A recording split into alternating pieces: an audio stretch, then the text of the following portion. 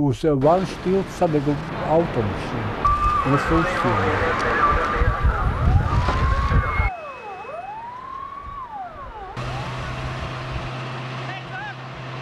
Dokumentālo kino ir vislielākais dokumentālais spēks, ja viņš ir dokumentāls. Bet samēsoties tam nav dokumentāls vērtība.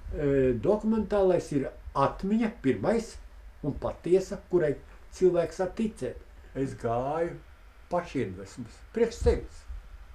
Un filmējot priekš sevis, es vairāk vai mazāk iznāca tā, kad sāka ņirgāties. Tu jau ar tukšu kameru. Atnāc ēst.